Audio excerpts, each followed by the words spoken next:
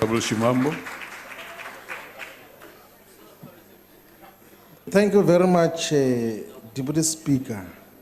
So this bill, which is called Twin Peaks Bill, is a financial regulatory bill or law that primarily is supposed to introduce two regulatory institutions. One, a prudential regulatory authority, which will be located in the Reserve Bank, and two, a financial services conduct authority that will relatively operate independently and be responsible for market conduct of financial institutions. The PRA, which is the Prudential Authority, is going to be responsible for the insurance, the big banks, and the so-called financial conglomerates, or the so-called systemically important financial institutions, whose collapse can collapse the entire economy. So in light of the 2008 financial crisis, then this bill is supposed to respond to the conduct of all financial institutions.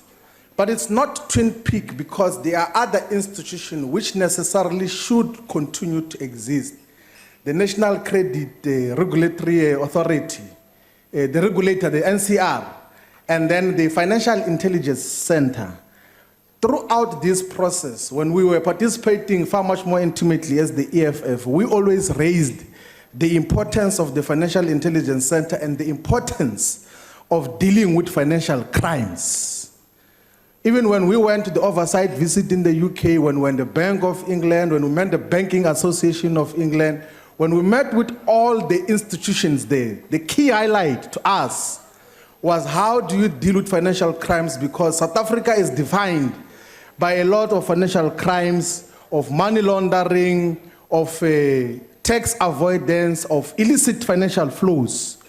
We had said that any regulatory environment and legislation that is proposed should fundamentally deal with that aspect.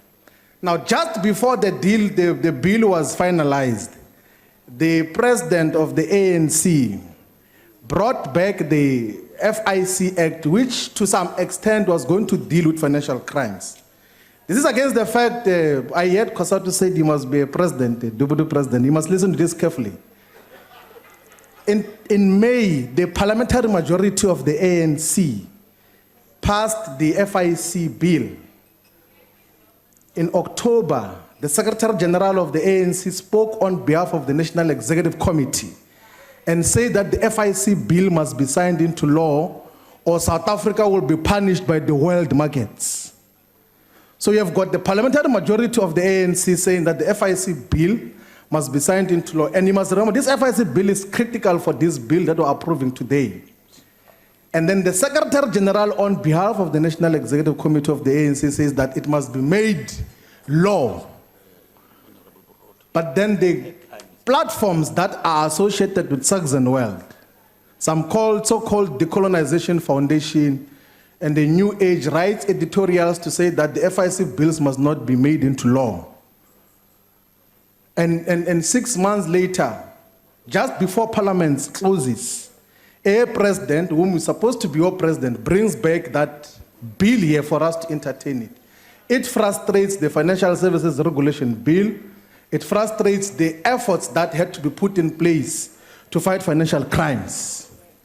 What kind of logic is that? What kind of thinking is happening there? You can realize that it's a planned syndicate platforms and mechanism to frustrate efforts to fight financial crimes here in South Africa, because the president and whoever is working with are party to the financial crimes that are happening in South Africa. Honorable Member. It's a reality of the matter that we must have to deal with. The EFF doesn't agree with the Financial Services Regulation Bill as proposed, because we think that it's toothless. It is not helping us to move forward in terms of how we deal with some of these issues. Thank you very much.